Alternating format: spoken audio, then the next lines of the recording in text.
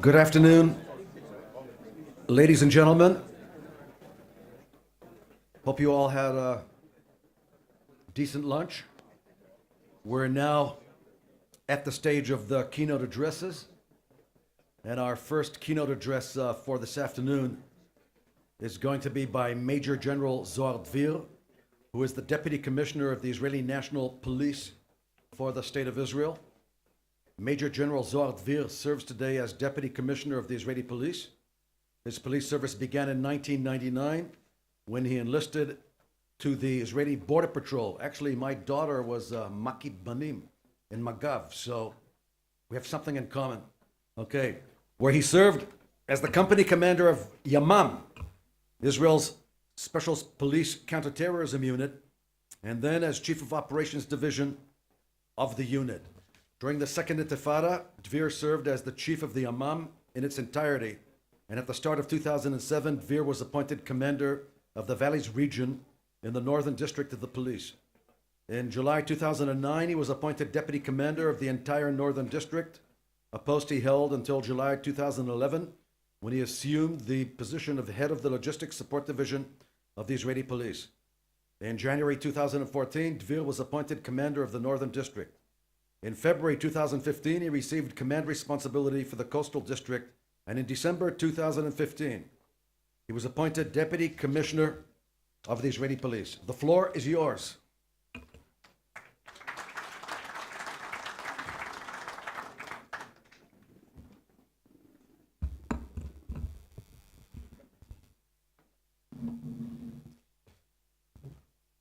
Good afternoon.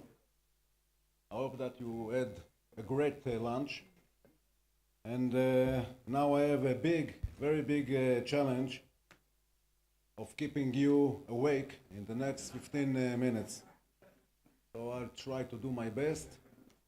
Professor Uriel Reichman, Mr. Shabtai Shavit, Professor Boaz Ganor, I'm very pleased to be with you today, friends and colleagues from around the world.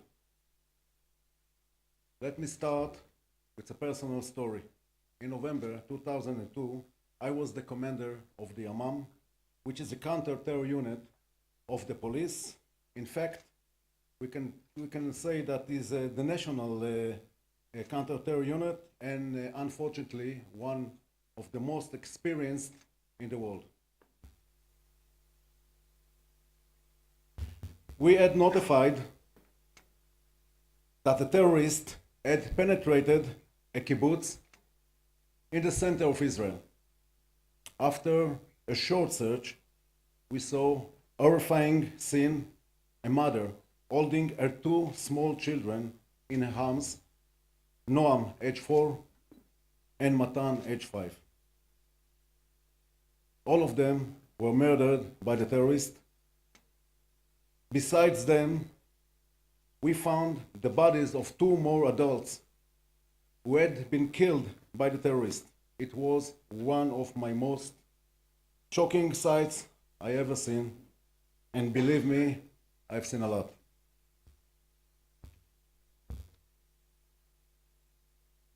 By the way, the terrorist's name was Sichan. He was named in honor of the murderer of Senator Robert F. Kennedy. We will get to the end of the story later.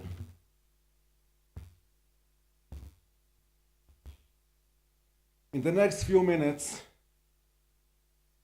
I will do my best to share with you the main principles we have used to stay alive in this jungle and to be able to build a modern, pluralistic democracy despite of the best efforts of our enemies. As you all know, the main goal of terror attacks is to spread fear among the citizens. This fear affects all aspects of life in a democracy: politics, economy, tourism, and the very feeling of security among the citizens. The world today is a global village. This has a lot of advantages, but in the context of terror, he has some very big disadvantages as well. Today, it is very easy to get inspiration and knowledge through the internet about how to build a bomb or plan some kind of attack anywhere in the world. The whole world suffers from terror attacks, stabbings, bombings, suicide bombers, car bombs, car rammings. In the past few years, these acts of terror have occurred in many countries all over the globe. But there is no doubt that these attacks were inspired by the similar events here in the Middle East. In fact, the first car bomb exploded in Beirut in 1983.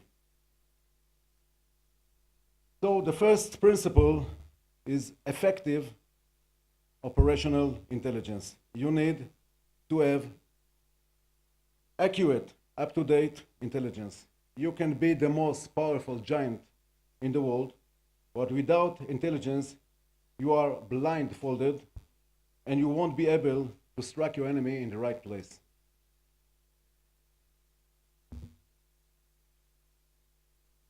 The most of you know, according to foreign media sources, Israel has also been instrumental in preventing terror attacks in other countries as well, particularly in Europe. We have shared intelligence to help them prevent terrorist attacks and save lives in their countries. A second cornerstone is versatile forces on the ground. On the one hand, we have our classic police force dealing with day-to-day police issues, like in all countries. But in Israel, our police officers on the street must be physically and mentally ready to deal with terror attack at any given moment. That is the real meaning of being first responder. In lone wolf attacks, like most of your countries have experienced, the patrol officer is usually the first one on the scene. It is up to him to neutralize the terrorist as quickly as possible, ideally in a matter of seconds. We train our officers to do this. If we didn't succeed in preventing the attack, we get things back to normal in a few hours to minimize the psychological effects on the public.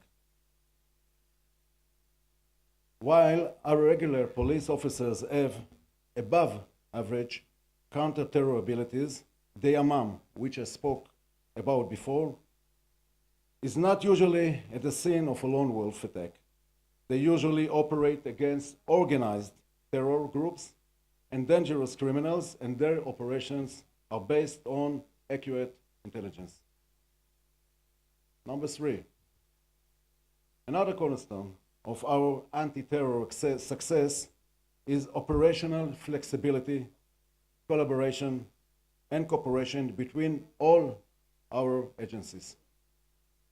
It wasn't like this all the time, but we have learned that the only way to fight terror effectively is to put ego and suspicion aside. And this cooperation is not just at the highest level, but at the field level as well. Today, it isn't uncommon to find the Yamam, which is the police unit, the Israeli agency, the Israeli security agency, ISA, and the IDF, all working together in the same area in a joint operation. We have also improved our methods and capabilities, which include sophisticated technical means, checkpoints, and buildings of the security wall. As you can see, These techniques have enabled us successfully reduce terror attacks and fatalities in Israel. We were able to reduce the number of the terror attacks during the Second Intifada and during the last wave of lone wolf attacks. What we have done in Israel is the key to fighting terrorism on a global scale. We must all work together, share information, share techniques, and the best practices. Now, back to the end of the story of the murder in the kibbutz. Exactly 1 year and 1 day later, we got accurate intelligence that Zichan was in Samaria, and we were able to neutralize him. I was there, and this is the one and only time that I ever phoned the family of victims to tell them that we had completed the mission.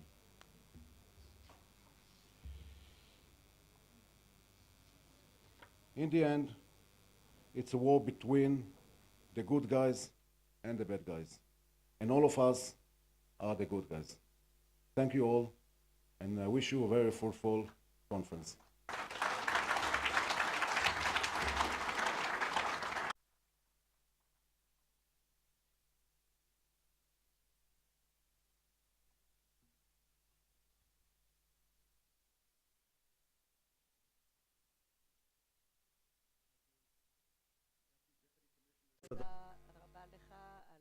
Which I think reached the ears of many buddies of yours from around the world here who share the same values and totally understand what we're going through. And you sure as hell did keep us up. You didn't put us to sleep. Okay? So thank you very much. It's now my pleasure to introduce Dr. Jehangir Khan, who is the director of the Office of Counter-Terrorism in the United Nations. Dr. Khan has served in different capacities at the UN for over 30 years, both at the UN as a delegate for 9 years and as UN Secretariat official for over 21 years. Dr. Jehangir Khan is currently the director of the UN Counter-Terrorism Center. Previously, he served as acting director and deputy director of DPA's Middle East and West Asia Division, and before that of the Asia and Pacific Division. He also served as DPA's Iraq team and chairman of the UN Iraq Operations Group for 5 years, starting with the 2003 war. Prior to this, he served as deputy head of policy planning of the Department of Political Affairs. Before joining the UN Secretariat in 1992, Dr. Khan served as the chef de cabinet to the President of the United Nations General Assembly. Before that, he worked as a political advisor to the ambassador of Saudi Arabia to the United Nations. Dr. Khan is a national of Pakistan. He's a graduate of London University, holds a doctorate in international law from the Fletcher School of Diplomacy, Harvard Law School. Dr. Khan, the floor is yours. And the more Pakistani nationals, the better at this conference.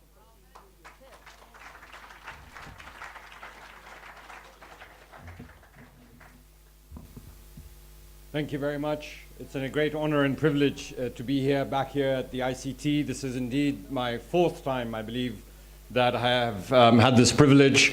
And it is always, I should say, endearing to see so many professionals and practitioners gathered together more and more every year. And that's very much the spirit in which the United Nations is also working, which is that of convening and bringing together people from all parts of the world, particularly in this, one of the most challenging areas of international cooperation. And that's really what this is all about, is how can we build partnerships and cooperation going forward. At the outset, let me say how much we appreciate the efforts that Professor Boaz Ganor is making. We're always happy and privileged to invite him to the United Nations every year. And this is a reflection of the significance that we associate to the work that is being done here, the pioneering and path-breaking work in the field of counterterrorism that is taking place here in Herzliya at the ICT.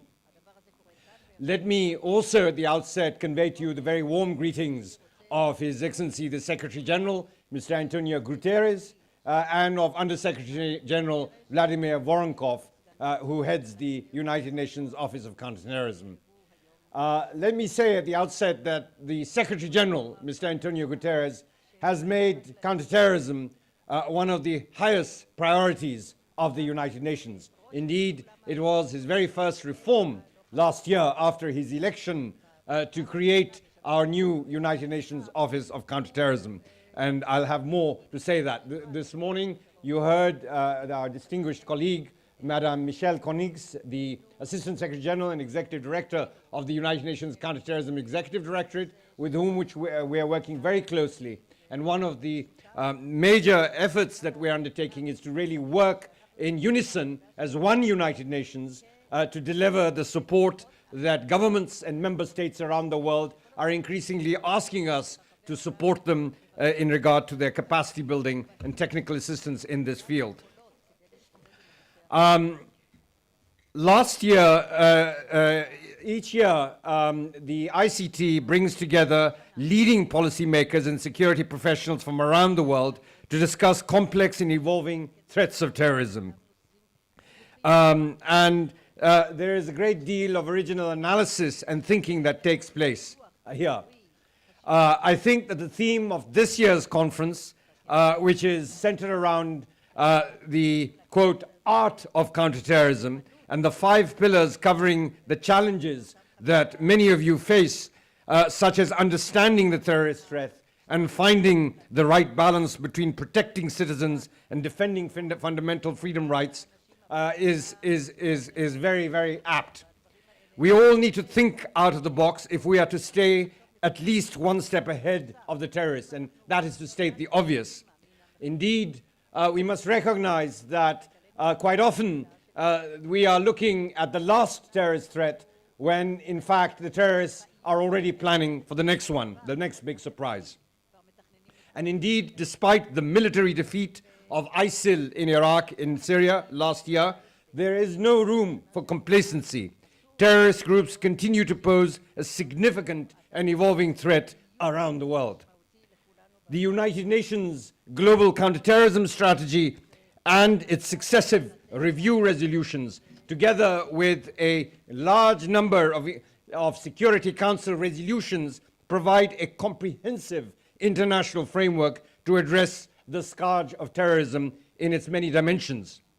The recent consensus adoption of the United Nations General Assembly in June, following the 6th review of the United Nations Global Counterterrorism Strategy, sets a clear direction for all our counterterrorism efforts over the next 2 years.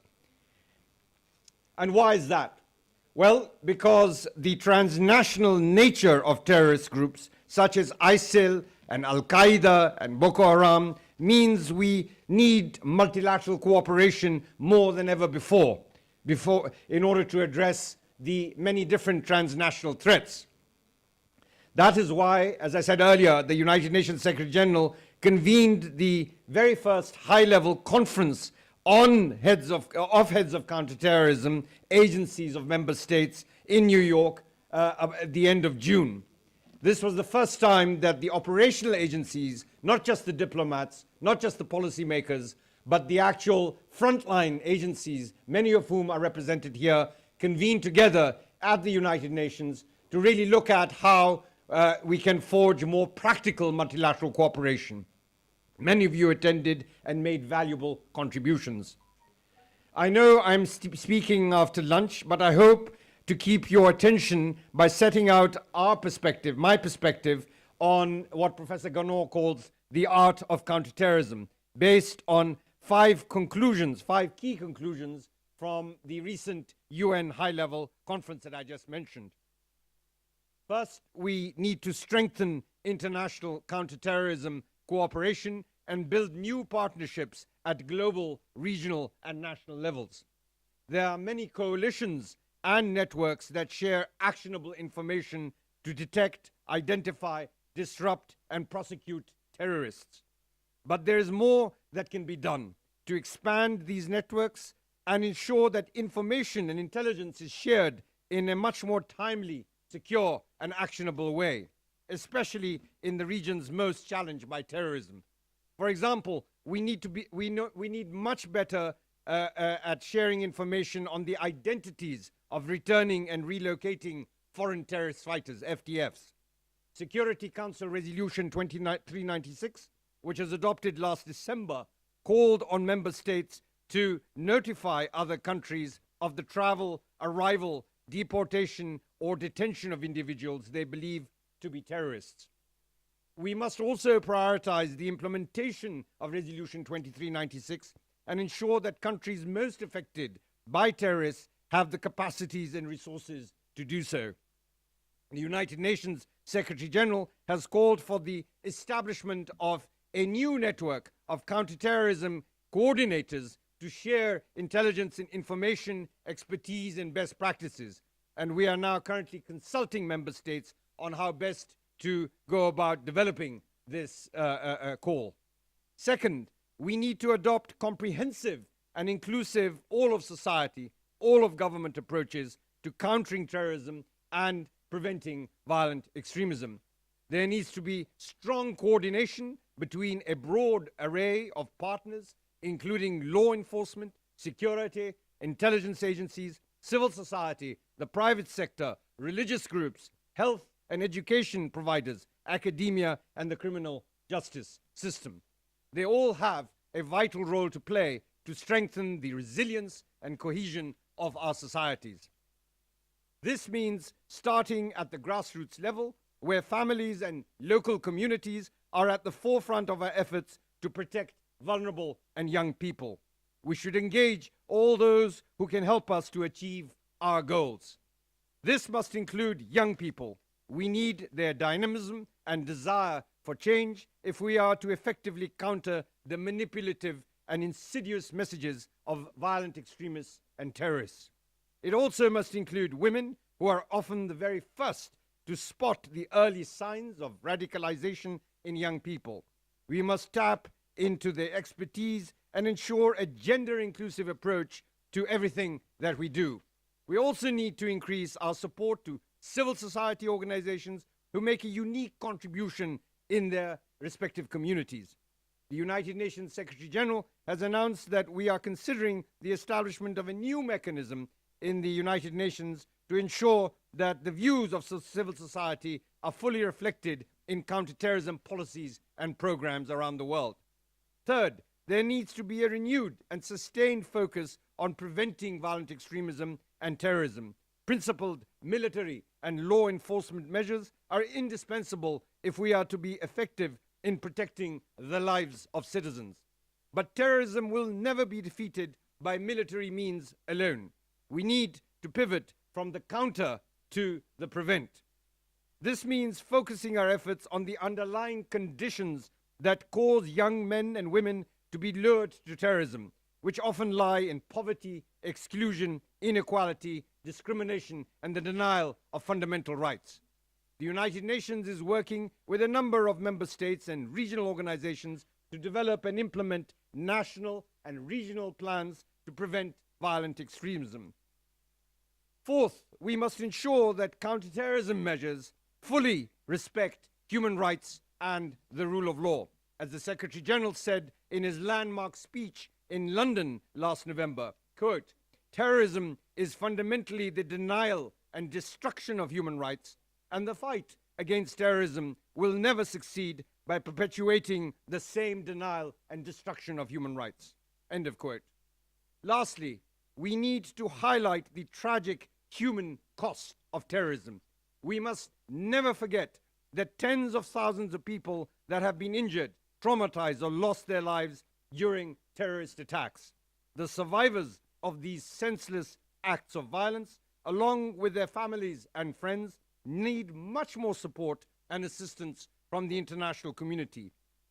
They need to be treated with dignity, and their voices need to be heard.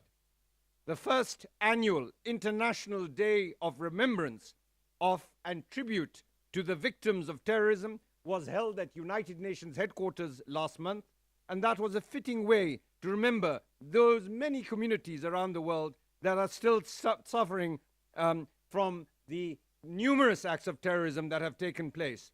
And this, the human face of terrorism, and counterterrorism is something that we need to focus much more on. Distinguished friends, colleagues, countering terrorism is one of the top priorities of the United Nations Secretary General, as I mentioned earlier, and as Madam Konings also mentioned this morning. The Secretary General has agreed that a United Nations Global Counterterrorism Coordination Compact with 38 United Nations entities plus Interpol and the World Customs Organization has been forged to enhance and improve our own coordination. We as the United Nations, which is under reform currently, need to be much more robust and impactful if we are to support member states and all of your efforts around the world in this business.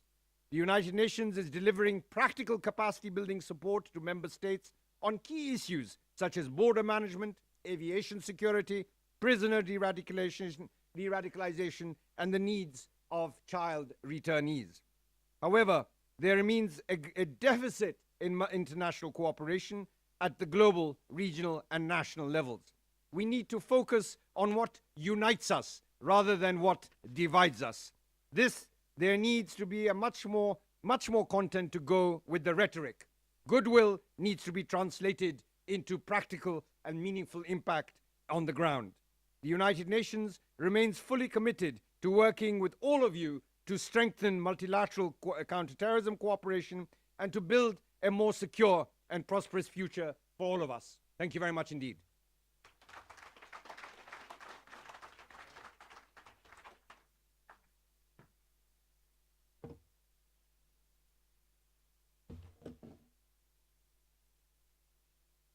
Thank you, Dr. Khan, for your persuasive remarks.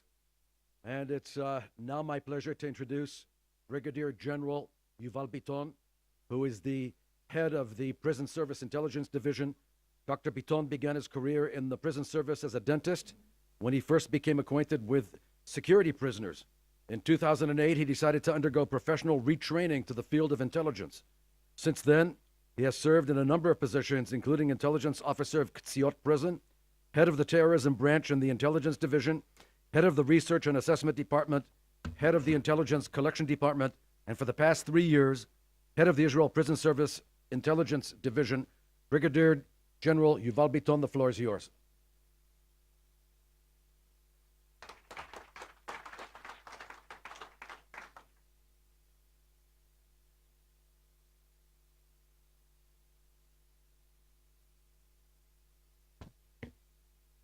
צהריים טובים לכולם.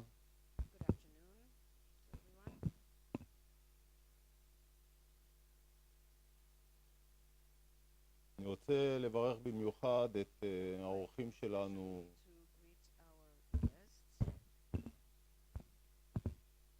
אני רוצה לברך במיוחד את האורחים שלנו מרחבי העולם, משירותי בתי הסוהר, שהגיעו לכנס הראשון הבינלאומי, נושא של טרור, לנושא של טרור ורדיקליזציה מתוך בתי הסוהר. אז ברוכים הבאים.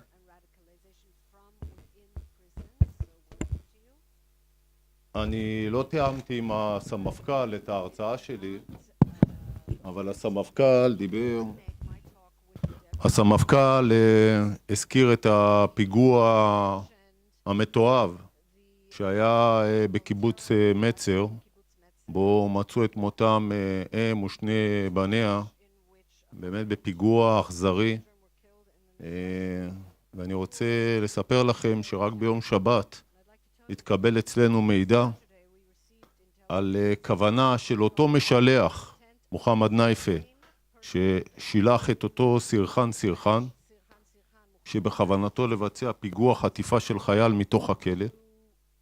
אנחנו ביצענו מספר פעילויות אופרטיביות ומודיעיניות, הפעלנו יחידות מיוחדות, ועשינו את כל מה שאנחנו יודעים לעשות על מנת למנוע היתכנות של פיגוע כזה מתוך הכלא. זה התפקיד שלנו, עם האתגר הזה אנחנו מתמודדים יום-יום, we contend with that והדברים challenge של daily. הסמפכ"ל And the על remarks of פיגוע the deputy טרור רצחני commissioner regarding שהיה a ב-2002, murderous terror attack רק that occurred ממחישים in שאותם מפגעים 2002 והמשלחים just further ממשיכים illustrates לנסות that לפעול the מתוך same בתי הכלא, terrorists are ובתי הכלא הם continuing עוד to act שרשרת from של the חוליות הטרור האלה, prisons, שממשיכות and the prisons לנסות are לפגע part of the chain במדינת ישראל, of terror וממשיכות את in המאבק Israel, מתוך בתי and they are הכלא. continuing their struggle from מספר within נתונים the על prisons. האסירים הביטחוניים I'd like, בבתי הכלא. here is some data on בבתי הכלא security הישראלים prisoners. כלואים There כ-6,000 are אסירים ביטחוניים, about 6,000 ביניהם ראשי security הזרועות prisoners in הצבאיים Israel's של prisons, כלל הארגונים, including חמאס, the head of פתח, the ג'יהאד military אסלאמי wings וחזיתות, of Fatah, Hamas, מחבלים the various שאחראים על fronts, הפיגועים הקשים terrorists who ביותר are responsible for the שקרו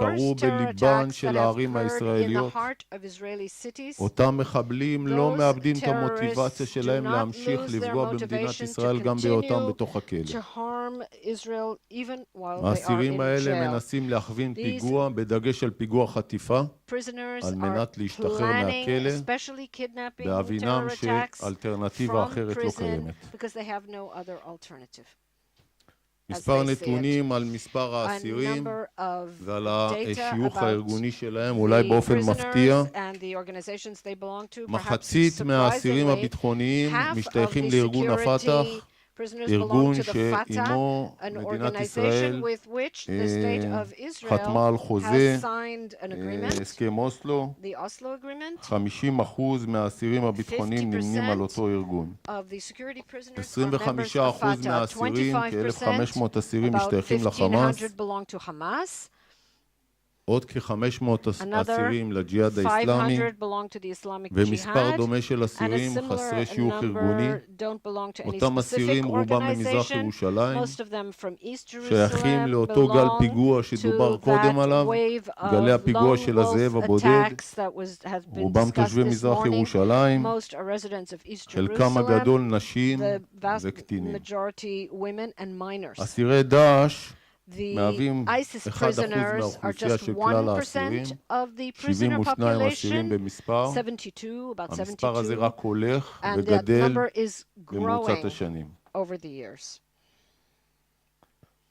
מבחינת אזורי המגורים, In terms of מרבית האסירים הם their מהגדה places המערבית, of residence, most of the prisoners are from the West כ-5,000 Bank, אסירים, about 5,000 of them. מזרח ירושלמים, כפי שהזכרתי East קודם, Jerusalemites, as I mentioned earlier, כ-420 are אסירים, about 420, ומרצועת עזה, and from the Gaza מי Strip, שנותר those עוד who מהפיגועים survived those who remained הראשונים rather שאירעו from the בשנות original attacks ה-90, that occurred in the סך הכל 300 1990s, אסירים. about 300. מבחינת תקופות המאסר, In terms of their אני רוצה לציין פה נתונים sentences, I would like שאולי to יפתיעו את חלקכם. give you some data that may כ-2,500 surprise you. אסירים About הם עצורים, 25% are detainees, אבל מבחינת but השפוטים, in terms of מחצית those who have מהשפוטים, been sentenced, half of them, כ-1,500 about אסירים, 1,500, שפוטים לתקופות מאסר have been ארוכות sentenced to long של prison מעל terms 15 שנה of over 15 עד מאסרי years עולם. up to life.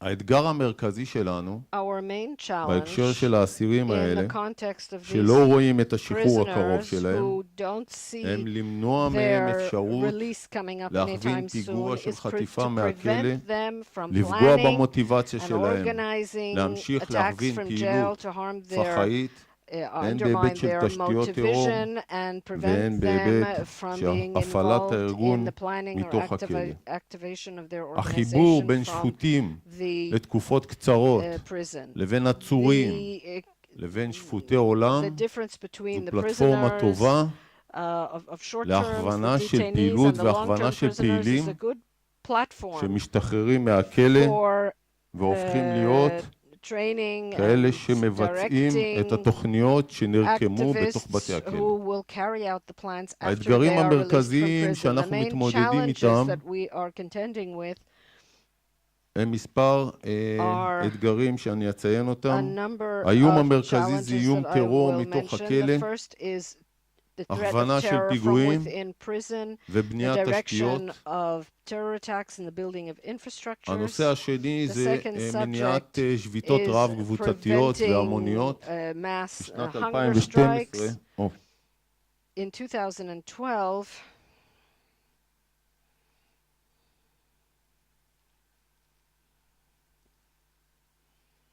בשנת 2012, 1,600 אסירי חמאס in יצאו 2012, לשביתת רעב 1,500 קבוצתית, Hamas prisoners אשר השפיעה על started a החוץ, בעיקר על hunger הגדה strike המערבית, אך that גם על עזה, had an impact both on the West Bank as well as on Gaza, ומחאות המוניות and there were mass בשטחי הגדה protests in the היו West Bank, עלולות להסתיים could גם have באינתיפאדה ובהתפרצויות זעם של הרחוב escalated הפלסטיני. into an intifada שינוי and בתמהיל האסירים, riots. עלייה במספר העצורים, The rise in the עלייה number במספר of האסירים חסרי השיוך prisoners, הארגוני, in the number of עלייה prisoners who במספר don't אסירי belong to דאעש, organizations, the ISIS prisoners. מייצרת This all אפשרות creates לבניית תשתיות חוצות the אזורים ability to ומגורים build וארגונים. infrastructures that cross territories and האתגר האחרון הוא organizations. אתגר The last של תמיכה challenge כלכלית שמקבלים האסירים is הביטחוניים מהרשות the הפלסטינית financial ומארגוני support הטרור. that the התמיכה prisoners הזאת receive from the Palestinian מייצרת Authority and the מוטיבציה בקרב organizations. פעילים בחוץ לבצע creates פיגועים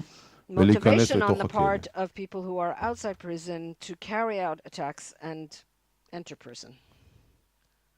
אנחנו כמודיעין משתמשים במספר We, כלים as in על the מנת להתמודד עם intelligence, האתגר הזה. a number of tools to contend with this והאתגר challenge. המרכזי הוא לייצר and the main בקרב אותם challenge 1,500 is אסירים to השפוטים generate לתקופות among ארוכות those 1,500 תחושה שיש prisoners להם מה who are להפסיד, in prison for the long למרות term, שכנראה that they ויבלו את have כל חייהם a lot to בתוך בתי lose, הכלא. even though they are going to spend most of the rest of התפקיד their שלנו lives להוריד מוטיבציה in jail. Our role is to lower their בקרב motivation, האסירים, לפעול מתוך בתי הכלא, to ובכך work לסכל inside טרור the הלכה prisons, למעשה. and thus actually למנוע practically מהכלא להפוך prevent לזירת terror עימות attacks, נוספת, to prevent הן prisons בתוך from בתי becoming הכלא another site והן of כזו confrontation, both in the שתשליך prison על הנעשה or בחוץ.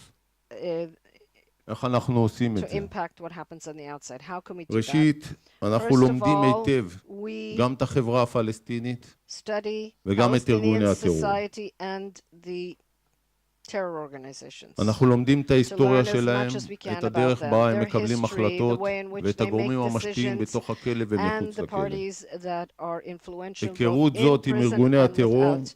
This מהווה את אחת החוזקות של understanding המודיעין of the terror ועומדת organizations בבסיס is התפיסה one of the הייחודית של intelligence שב"ס divisions, בנוגע לכליאת intelligence אסירים division's ביטחוניים. stronger points, בתי הסוהר and an הישראלים important tool. הם בעצם בבואה Israeli prisons של are החברה a הפלסטינית reflection וארגוני of הטרור.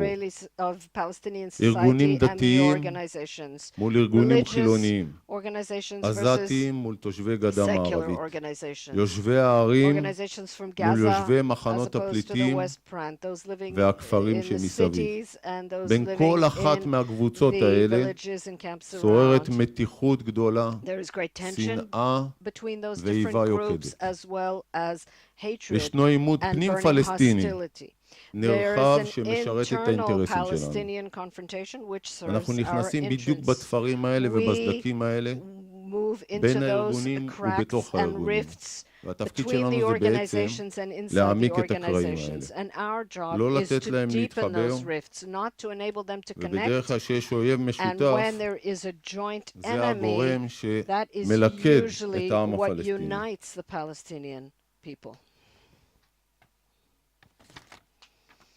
אני רוצה לתת דוגמה של I'd like to give you an example פעילות שעשינו of והשתמשנו activities בכלים we שהזכרתי carried קודם. out. שביתת הרעב ב-2017 של And מרואן what we ברגותי did, for example, Marwan הייתה Barghouti's בעצם hunger ריכוז strike. מאמץ ושימוש בכלים על מנת We used לטרפד את the השביתה הזו. tools to שביתה שנמשכה 42 יום והסתיימה ללא תוצאות. torpedo that hunger strike.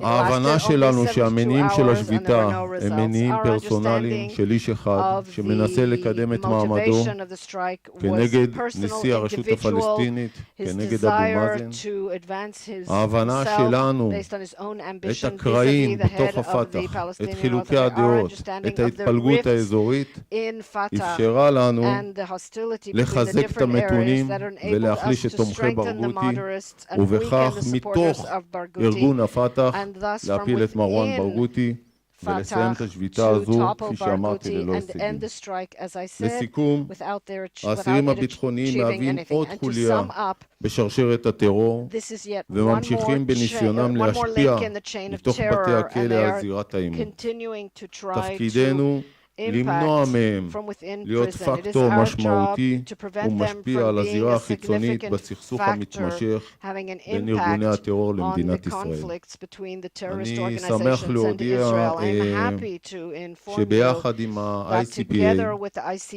ICPA, מתכוונים we להקים are planning to establish קבוצת עבודה בינלאומית an שתעסוק international working בטרור, במניעת that טרור will ורדיקליזציה מתוך בתי הכלא. focus תודה רבה לכם. on preventing terror and radicalization inside prisons. Thank you.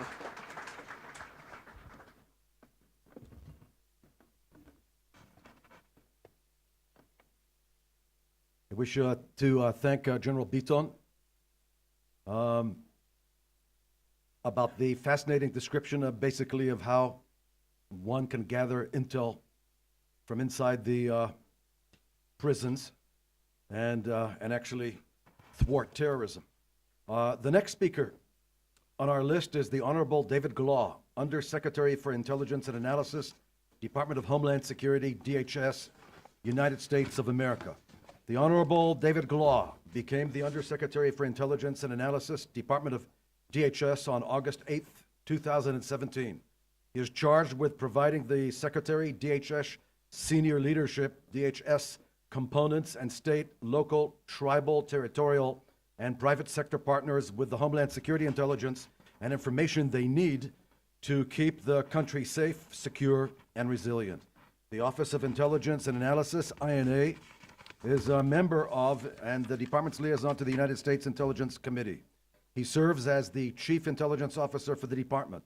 Prior to his appointment, Mr. Glawe served as Special Assistant to the President and Senior Director for Homeland Security at the White House.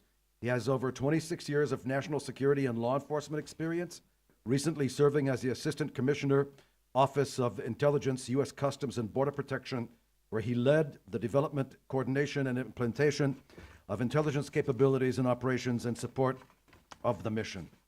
The floor is yours.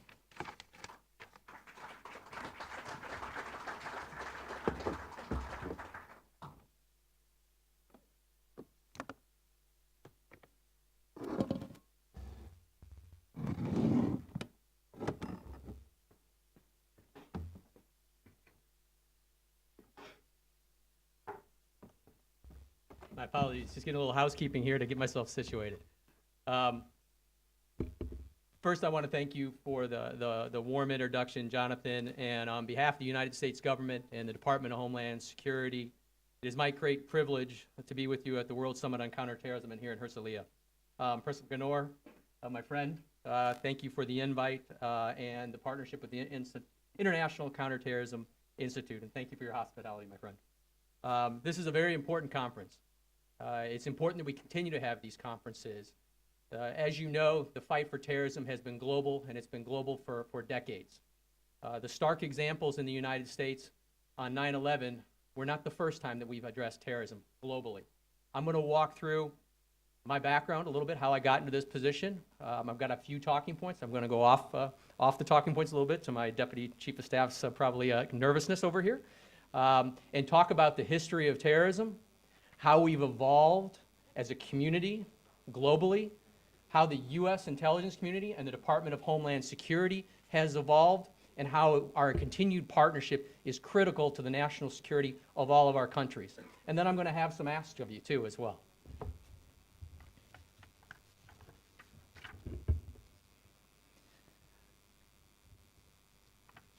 First, a little bit about my background. So 26 years in law enforcement, an intelligence officer, and an FBI agent. So a little bit about my background before I got this position was I started as a Houston police officer in Houston, Texas, almost 26 years ago. So a line police officer carrying a uniform, a gun, and a badge, for those of you who are familiar with U.S. law enforcement. Texas law enforcement is one riot, one ranger, in the sense of, you know Texas. The one thing about Texas is when I started there, it was the most violent crime city in the United States. We led the U.S. in homicides, aggravated robberies, robberies with a weapon, and aggravated assaults, assaults with people with a weapon as well. We had a very shortage of law enforcement officers in that time, so we were the 4th largest city, 3rd largest by land mass.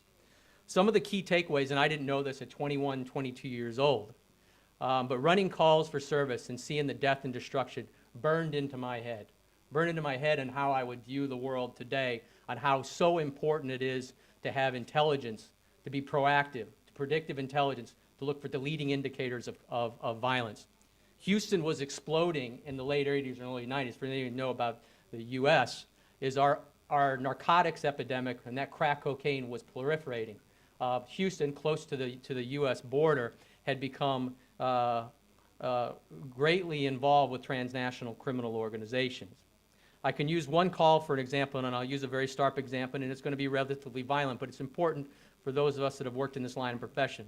I was riding patrol one night, and I got a call of a shooting in progress.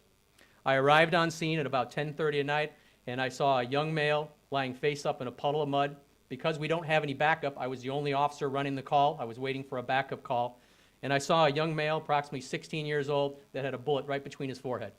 Now, unfortunately, in law enforcement and the military, this wasn't my first experience with death, or wasn't my last experience with death, but it was my first experience.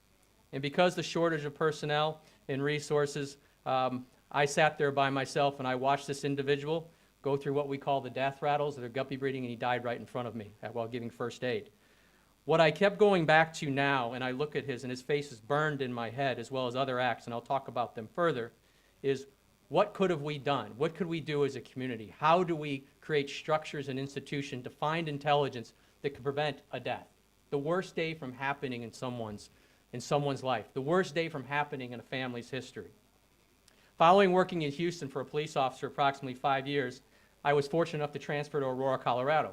For those of you who are familiar with the United States, Denver and Aurora are the two major cities, Denver, Colorado, where we ski. January 1st, 1997, I started there as a patrol officer. Again, I had the horrific experience being part of the Denver metropolitan area to our worst mass casualty school shooting in Columbine. I was part of our response mechanism in Denver, and Dylan Klebold and Eric Harris, for those of you who don't remember their name, probably you would not, if you're not from the U.S. area, those were the two individuals that conducted the attack. Now, it wasn't terrorism, but it was a violent extremist act where they had anchors in their social being that drove them to those attacks.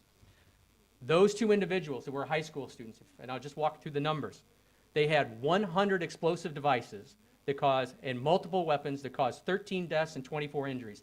That was our first mark in the United States, and I would probably, I think, globally, that really elevated the mass casualty shootings at schools. And unfortunately, in the U.S., that was not going to be our last, as you've just seen in Parkland High School earlier this year. The aftermath, do we ask ourselves, what kind of proactive and predictive intelligence to identify those extremist acts, to identify those opportunities to interdict them through the private sector, through peer-to-peer network, through clergy, through families, through law enforcement? What do we have in place to do that? We are still trying to identify the mechanisms to identify those threat makers and how to find that intelligence to find these at-risk individuals. They're going to use anchors to correct a violent act. This led me up to my final operational position, where I became an FBI agent in the post-September 11th environment. My dream was to be an FBI agent. I was very fortunate that I've worked with many of our partners in this room throughout the world. My experience was developing a task force, a fusion center within the U.S. and our foreign partners to target the al-Shabaab threat, which was in the Horn of Africa, for those you remember, but also globally. We had a global transit mode of how individuals would transit to get into the terrorist training camps in Somalia. How we were partnering throughout the world on that to identify the networks, to collect the intelligence, and to target the groups through law enforcement, through the military, through partner nations of the Horn of Africa, but also what we learned too is the radicalization. We really started on the Somali threat and the Al-Shabaab threat. How was this diaspora population radicalizing? What were some potential solutions for that through community engagement programs, and how we started to incorporate that in our being? It was really after that Somali diaspora, and we still had those after 9/11, but the Somali diaspora, and in partnership with their community, developing those programs in community institutions to help off-ramp those at-risk individuals. It struck home in the United States, for those of you who were working this, and I know many of you were. We had upwards of 50 young youth, some as young as 15 years old, traveling into the Horn of Africa to fight for Al-Shabaab. They had a good way of life in the United States. At least we thought they did. But that was not the reality. Something drew them to leave Minneapolis, Minnesota, to leave Kansas City, Missouri, to leave Seattle, Washington, Washington, D.C., and their families, pack up everything and go in to fight for Al-Shabaab in Somalia. What were those triggers? What were those indicators? What were the radicalization points? What could have we done different from a community policing, from a community outreach, from their peer network, from an individual I mentioned I was a Houston police officer. Houston was one of the first cities in the United States that developed a community policing ideology along with the New York Police Department in Los Angeles. How did we take those lessons learned and help those at-risk individuals to identify those potential triggers that will lead to radicalization? So where am I at today? I currently serve as the Undersecretary for Intelligence in the Department of Homeland Security. What does that mean? So we are the third largest department in the United States government. We have 250,000 employees. I'm in charge of the entire intelligence enterprise of the organization. For those, I'll help a little bit with the names of what exactly we do. We're the United States Coast Guard. We're the United States Customs and Border Protection. For those that are trying to think, what is that? When you enter customs in the United States, you pass through the blue uniforms when you give your passport. In between the ports is Border Patrol. It's been in the news. You hear President Trump build the wall. That's Border Patrol, the green. And then in the air and the marine environment is the Office of Air and Marine, which are tan uniforms. We also have the National Protection and Programs Directorate. That also falls under the Department of Homeland Security. That is the critical infrastructure protection of our critical infrastructure sectors. How are we identifying the cyber threats to everything from from finance to the electrical grids, power grids, to our elections, just to use the big ones that you're aware of. And also the Transportation Security Administration, essentially our aviation threats, how we are addressing our aviations and mass transit, which are prolific. Within this role, I am committed to restructuring and reorganizing the Department of Homeland Security to enable our entire organization in partnership with the intelligence community, law enforcement, our partners in the academic and community environment, as well as overseas, of how we are identifying threats, and from the U.S., and I would argue from your regions and countries as well, is how you're securing your border to identify those threats that are outside of your countries or regions and preventing them coming inside. How are we creating the structures within the U.S. government in partnership with you to identify those threats, to create an enterprise approach? It takes a new methodology, not new, but an improved and enhanced methodology in how we're doing that. But I'd like to walk through a little bit of the history of terrorist attacks in the United States, because it's important for us and for myself and for my colleagues. 26 years on my end. I'm actually relatively youthful as far as some of my others that have worked 30, 40, 50 years in this line of work. But the history is critical, and our key takeaways in that. Beirut, Lebanon, 1983. 35 years ago, we experienced in the United States a massive terrorist attack, as well as our partner countries, many of you in this room. From a threat that our friends in Israel know very well, attacks by Lebanese Hezbollah. In 1983, U.S. servicemen were part of a multinational peacekeeping force in Lebanon, along with soldiers from the United Kingdom, Italy, and France. They protected the innocent and prevented civil war from becoming a greater tragedy. I know many of you remember this. In 1983, terrorists bombed the U.S. Embassy and killed 73 people. That was our first indicator. That was actually the Stark indicator for the U.S. On October 23rd of the same year, Hezbollah detonated a truck bomb of over 4,000 kilograms of explosives outside the U.S. Marine Corps barracks. They killed 241 Americans who were soldiers, sailors, and Marines. A second truck bomb detonated seconds later, killing 58 French paratroopers at their installation. This marked the deadliest terrorist attack against the United States prior to September 11th, but we know it would not be our last. 1993, World Trade Center 1. their first shot. Al-Qaeda targeted the World Trade Center February 26, 1993, detonating a large truck bomb. If you remember, it was in the parking garage. Their attempt was to crash the North Tower into the South Tower to bring down the World Trade Center. That failed, but the attack was successful. We had 6 people killed and over thousands injured. This was a wake-up call for the U.S. and a wake-up call around the world. Weren't quite there yet. Domestic terrorism. 1995, Oklahoma City. The Murrow building. We're charged in the United States, in the Department of Homeland Security, and the Federal Bureau of Investigation, or state and locals, to identify international and domestic terrorism. And I'm going to just pivot a little bit to domestic terrorism. This was relative to anarchist and white supremacist organizations. This is what domestic terrorism is. Oklahoma City, 1995. This was the first major domestic terrorism attack we had in the United States. Terry Nichols and Timothy McVeigh created a large truck bomb. They were motivated by many reasons, but specifically their anger towards the U.S. government and our policies and our operational actions against, I don't know if you remember these names, but Waco, Texas, and Ruby Ridge. Nichols and McVeigh conspired and others created a truck bomb, detonated at the Murrow building, which is in Oklahoma City, Oklahoma, killing 160 and wounding 680.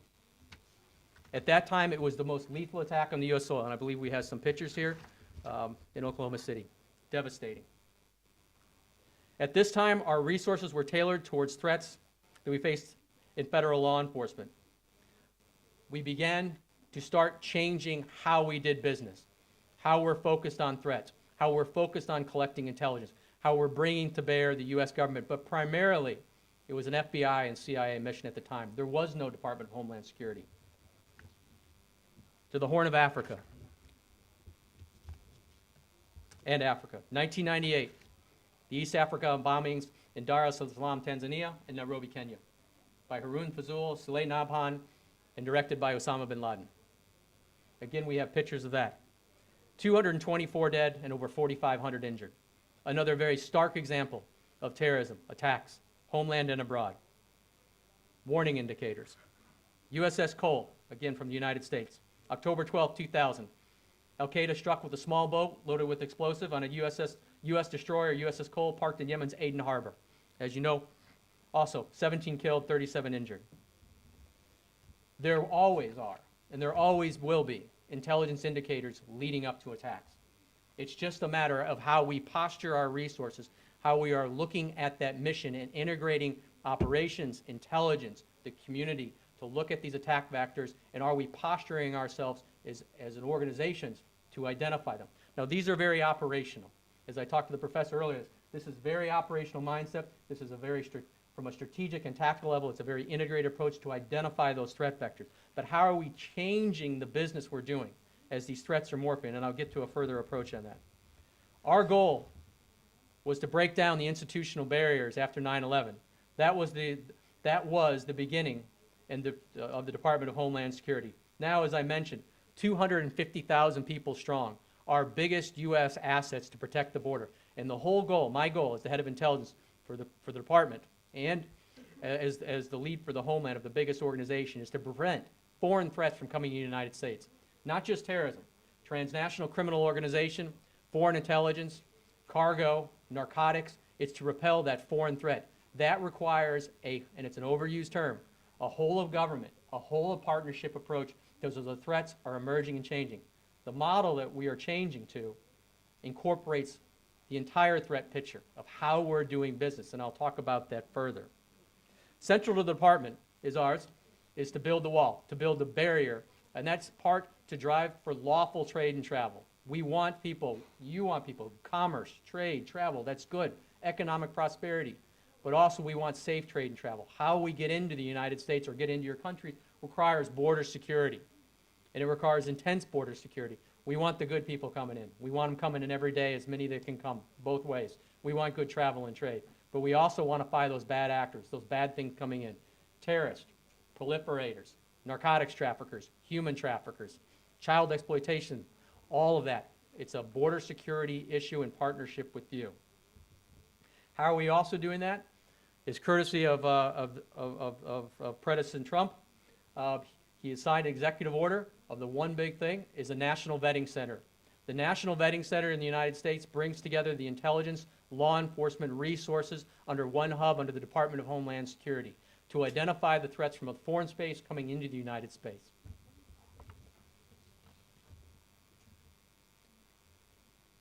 Over the last decade and a half, as we've countered the terrorist threats, disruptive plots, and responded to attacks, we have continued to enhance our approach to counterterrorism, as I mentioned. However, the threat today continues to morph, evolve, and disperse. Morph, evolve, and disperse.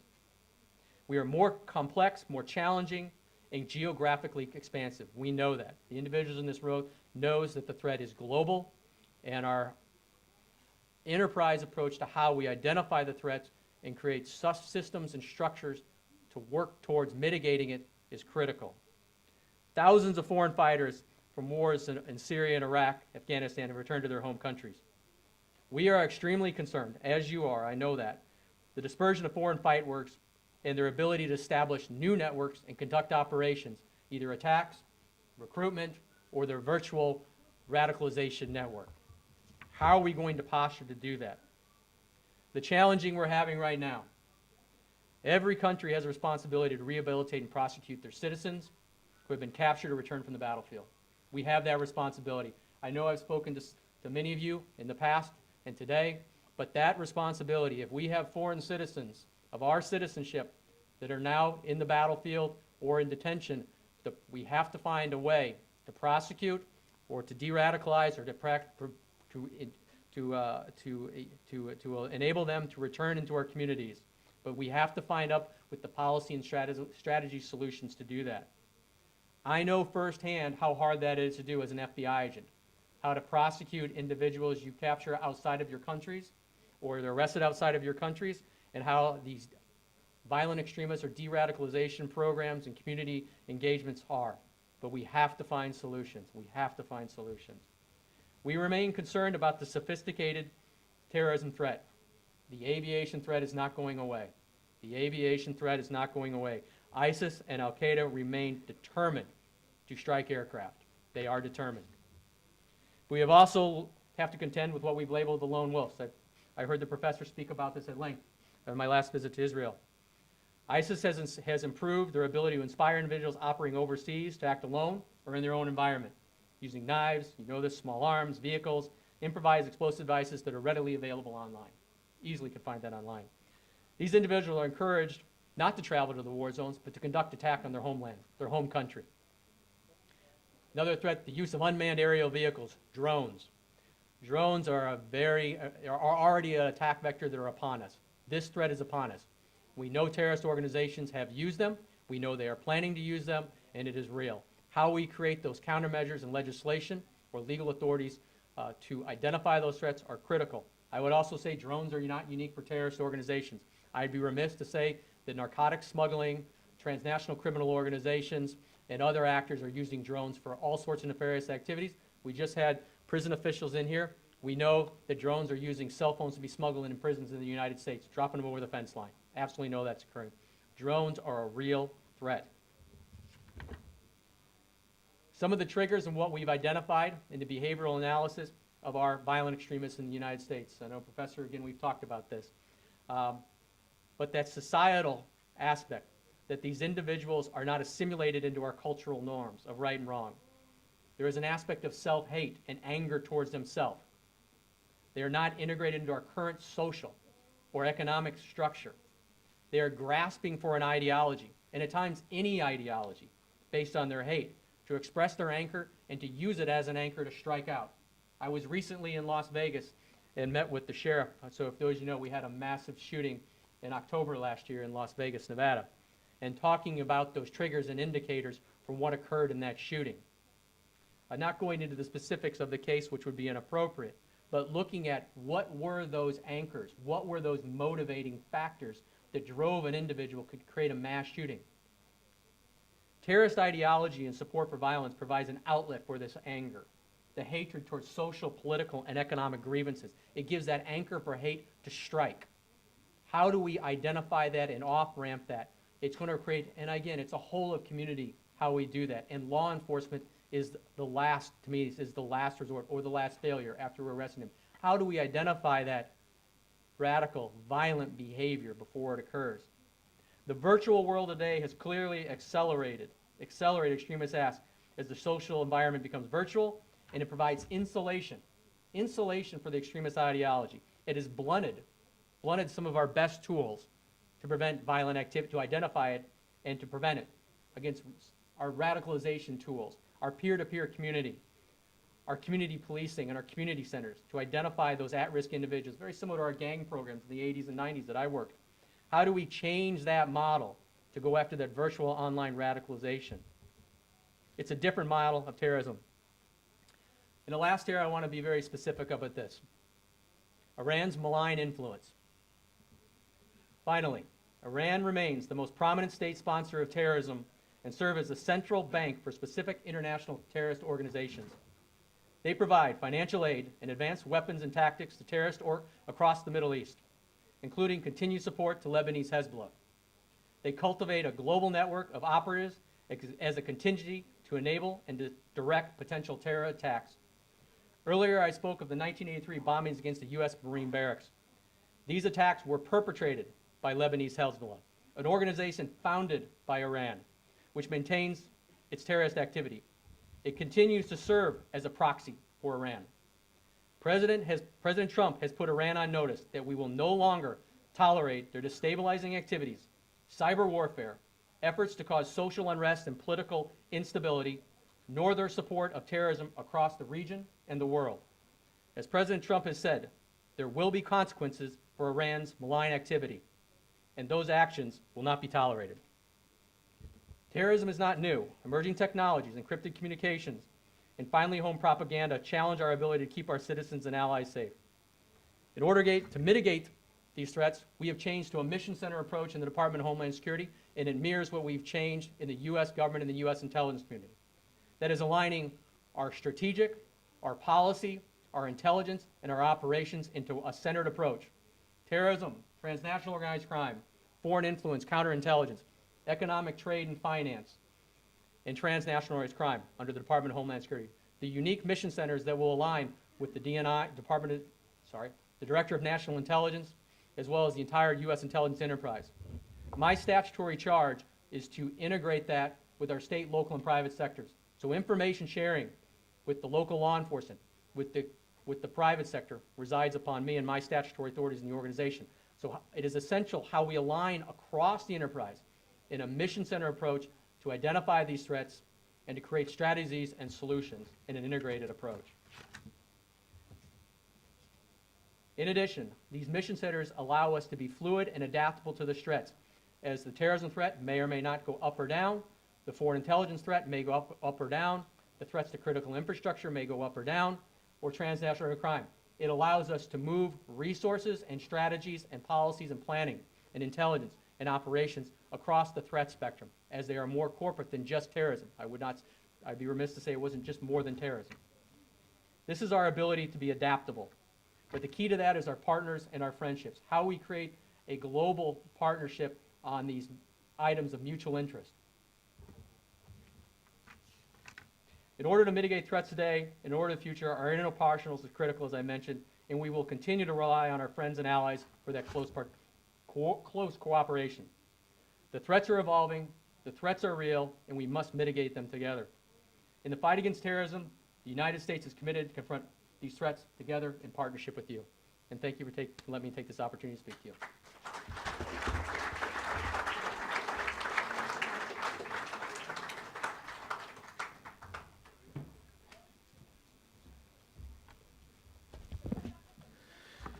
Thank you, David, for all you do to thwart terrorism.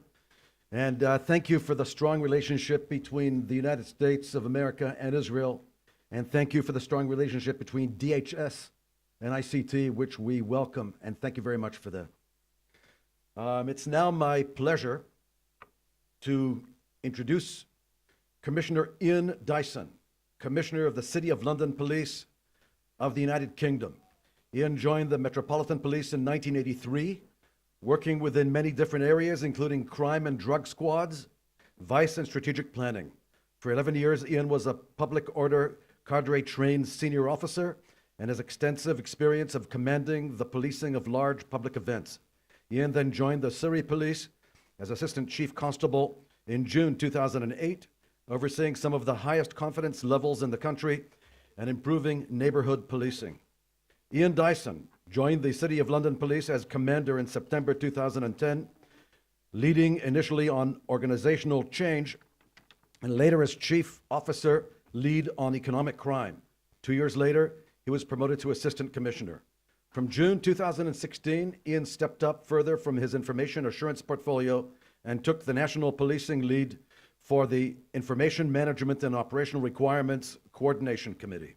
The City of London Police is also national lead force for fraud and prominent in the areas of protective security and cybercrime. He was promoted to Commissioner on the 3rd of January 2016. He was awarded the Queen's Police Medal in the New Year's honor of 2016. Most importantly, Ian's grandparents were policemen. Ian's late dad was a policeman. Ian's late dad met his mom, who was working at Scotland Yard, and they met at the police ball. That's where they met, got married. Not too long later, I guess Ian was produced. And another interesting thing about Ian is the fact that his late dad served in Palestine in the late 1940s, and actually served in Ramat Gan and served on Mount Scopus. So the alma mater of Professor Ganor and myself is on Mount Scopus. So your dad was serving where we studied at the Hebrew University. And you're an interesting guy, Ian. Without any further ado, the floor is yours.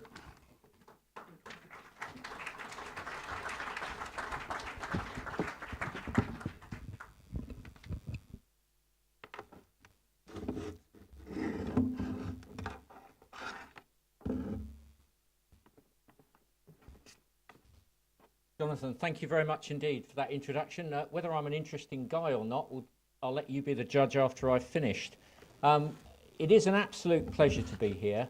And as Jonathan did say, my late father was serving in the Palestine Police between 1947 and 1948, not far from here.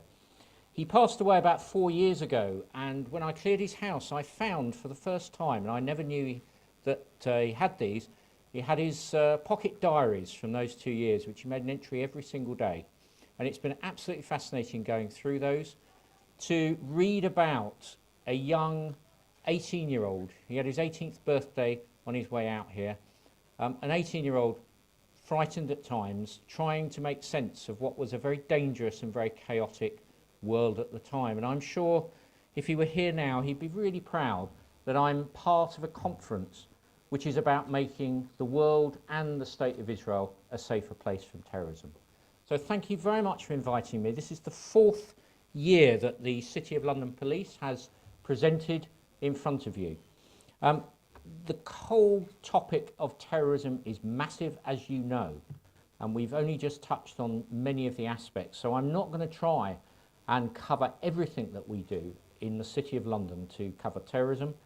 What I'm going to try and do is just talk about a particular initiative that we've done, which was talked about last year by my Deputy Assistant Commissioner Alistair Sutherland, but which we've now taken on to another level, and which we're engaging with the business community.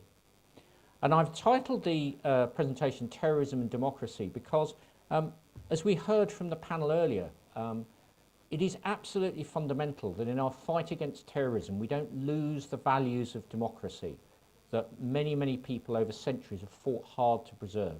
And Israel is a strong democracy, but the United Kingdom is a different democracy. It has a different social makeup. And I think there's some interesting features that present a challenge to us in law enforcement that perhaps are different in Israel. And it struck me as I've been at this conference, that difference.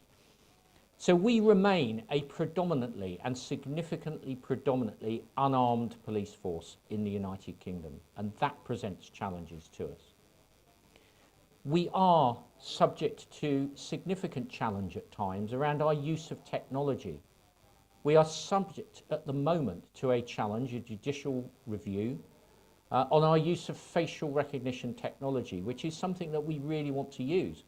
And the frustration is that the use of that technology, which is being challenged, was implemented with the cooperation and consent of the regulatory and oversight bodies that are charged with making sure that we are using technology properly.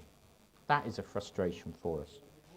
I listened with interest to your panel presentation or the panel discussion about the civic responsibility that every citizen in Israel clearly has a very, very strong sense of, and the education in schools, and that sense that every citizen has a role to play. I would venture to say we don't have that in the United Kingdom, that same sense of that civic responsibility. We work at it, but it certainly isn't there. And what that means is, for example, as we try to protect the public, we are challenged around things like the amount of restricted security. If anyone has been to London recently, Palace of Westminster is surrounded by what are pretty ugly security measures, frankly. And that does involve a challenge as well. And the reality is, folks, that in London we are more likely to have restrictions on car use because of pollution than we are because of terrorism. So that's the context in which we're operating. So I want to just start by saying what my responsibility is. So I head up the City of London Police. It's different from the Metropolitan Police, which covers the majority of London. And later on you're going to hear from one of my colleagues, Lucy Dorsey, who will talk about the perspective of terrorism in the UK from Scotland Yard, who are the national lead on investigation of terrorism. But I have a responsibility to protect my bit of London, and that is the historic square mile of the city. It is literally that, 1.1 square mile. And those statistics that you see there are all the people that are crammed into 1.1 square miles. One of the most densely populated parts of Western Europe. But it is also the financial centre. And that's where my responsibilities are most prominent. I protect the business community of the city. You'll see the contribution to the annual UK economy, 70 billion. And you would expect, wouldn't you, that any speaker who comes to an international conference from the United Kingdom has to mention the word Brexit and leaving the EU.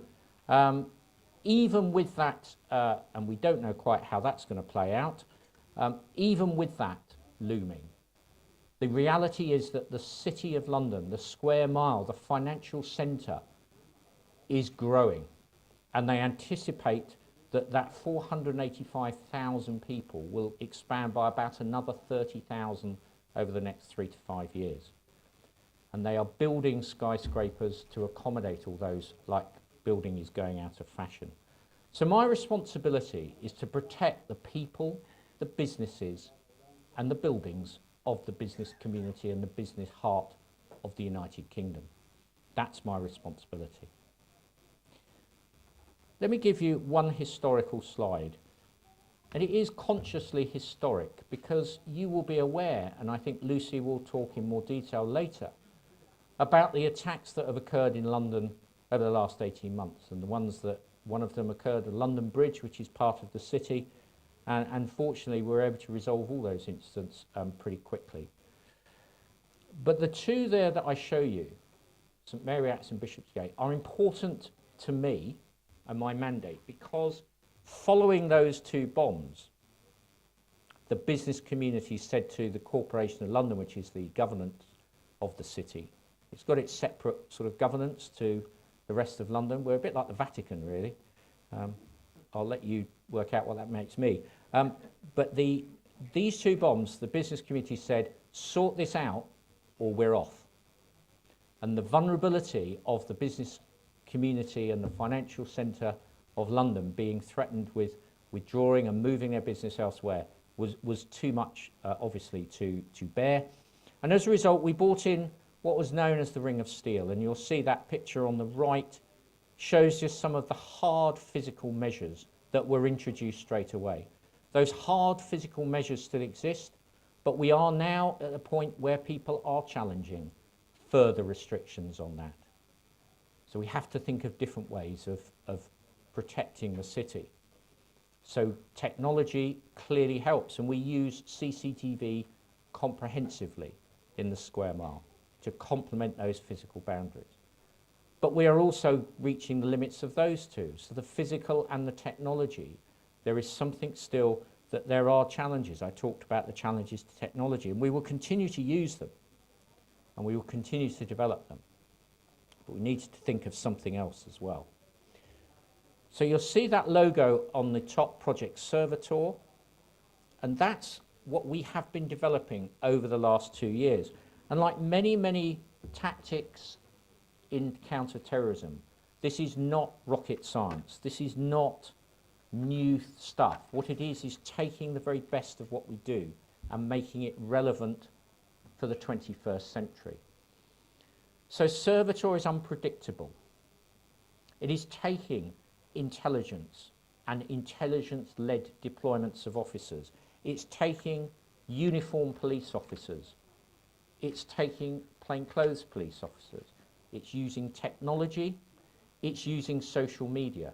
It's using communication and engagement with the public. One of the things that we have been guilty of in the past, certainly I'll speak for the UK, is that we operate sometimes invisible to the public, or we don't tell the public what we're doing.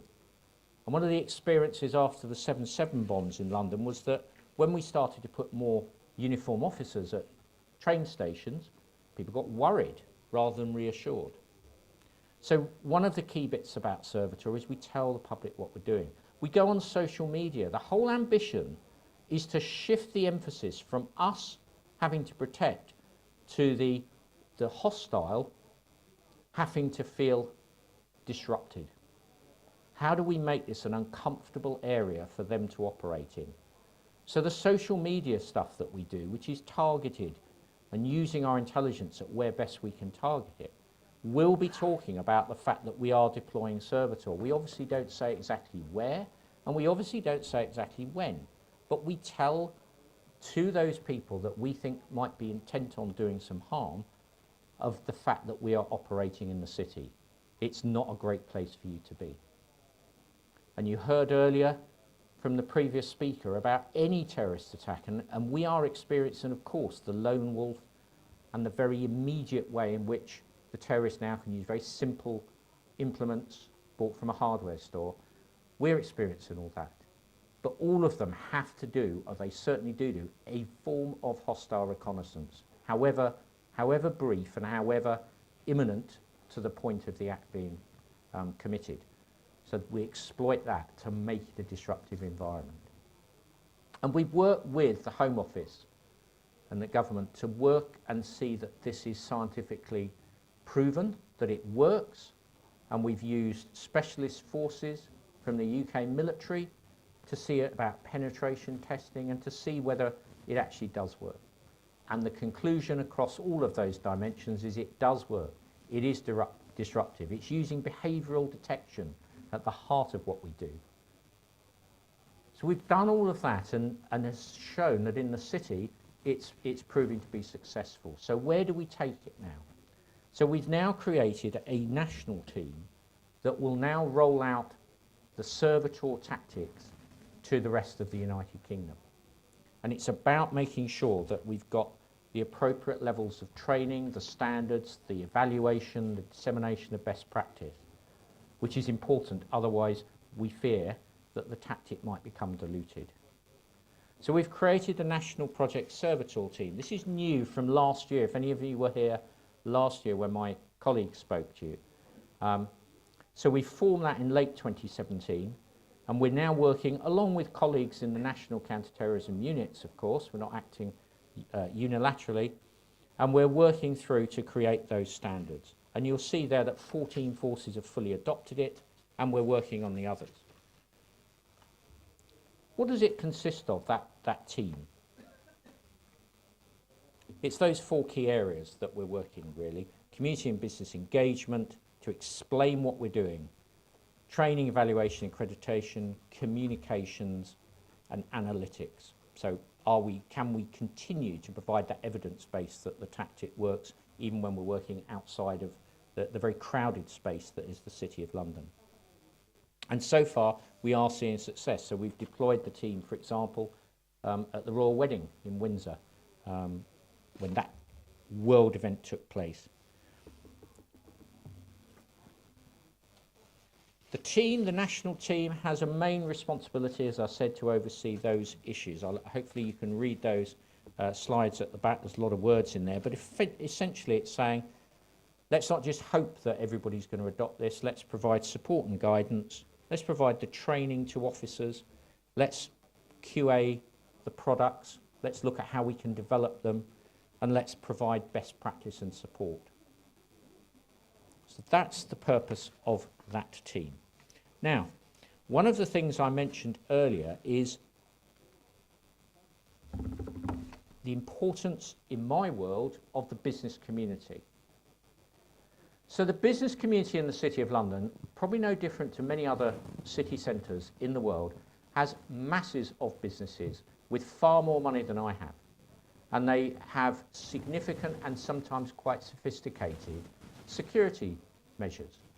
But here's the thing. One of the big buildings, the iconic buildings in the City of London last year, experienced 3 16-year-olds who are into, I think it's called parkour, where it's the thing to climb up a high building and dangle off the top, film it, and put it on YouTube. I think a lot of you would be familiar with that.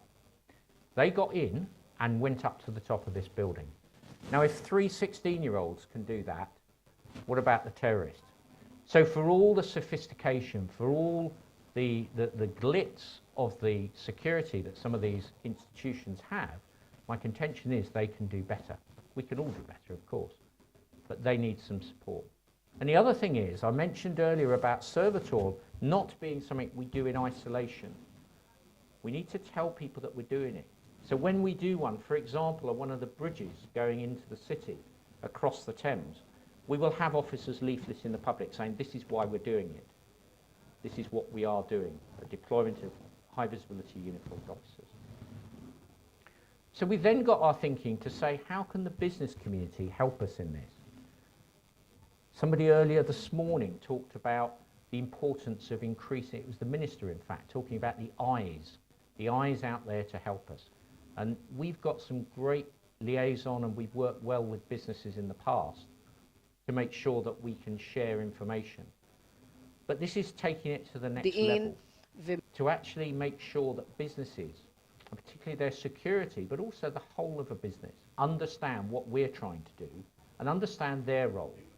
It's a step towards that civic responsibility that we talked about earlier, which you in Israel seem to do really, really well. But I think we have still got some way to go. So it's saying let's expand the concept of Servitor, those very simple tactics, but are combined into a very impressive package, and start to use that to train businesses in those techniques, to make sure that they're aware. For example, if we can feed them intelligence, of course we will, within reason around the restrictions, but also that they understand, clearer than I think they do now, about what constitutes hostile reconnaissance, what to look for, what are the warning signs, the power of hello, i.e. don't just assume that somebody else knows why somebody's in their building, to challenge, those sort of things. How do they feed information into us? We assume sometimes, I think, that they know how to, or we tell them to use the sort of publicly known methods. But what about if we had a far more sophisticated engagement with them around that sharing of information and intelligence? And sometimes the sort of strength of some of these initiatives is in the branding and the sense that you are producing something rather different and rather special.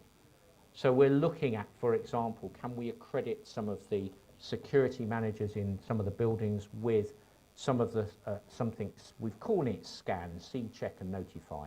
So you see something, check it out, and if you need to, notify us. But do we start to set some standards and then say, actually, your managers can be accredited with that, that actually enables you as a business perhaps to be able to go and seek business elsewhere if you're a security company providing guarding. The bottom bullet point is, for me, the most important. It helps a site, and that can be a building, a series of buildings, whatever, helps a site to use existing resources to create sustained disruptive environment, to deter and disrupt the terrorist. And the existing resources bit is important because in the UK, funding of policing has dropped by something like 20% over the last 5 years. And businesses, a lot of them, have resources to put into security, but it's not their core business. So they have a very finite amount of money that they're prepared to put into security.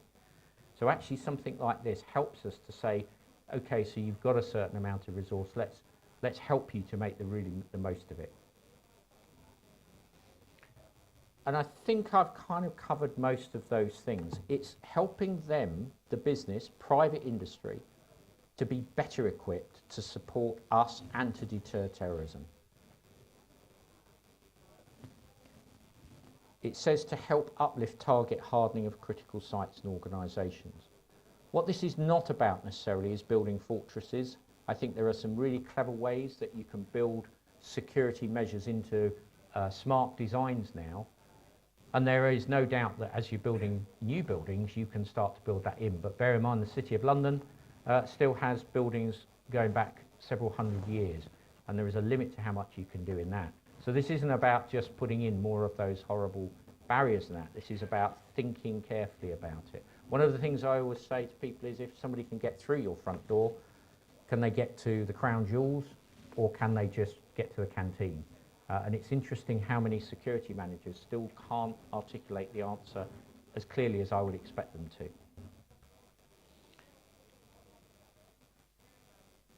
So on the right there is just the different levels that we are delivering the training. The decision makers, that's board level. That's board level of a company. Security can't just be something that the security manager deals with, nothing to do with us as a board. So we do awareness briefings for them to make them aware of their responsibilities. The security managers, as you would expect, is probably the most comprehensive and the most involved of all the briefings and the programs and the inputs that we provide. The customer-facing one is important because they're the people that will be the eyes, particularly, that will help us. So how do they engage? What are they looking for? All attendees is just a short briefing, but it is to just raise that awareness in the building of what's going on. And this is where some of the power of the marketing, if you like, is really important, because me saying to you, we provide a 30-minute briefing to every member of staff in a company, you're probably thinking, well, that's not particularly exciting.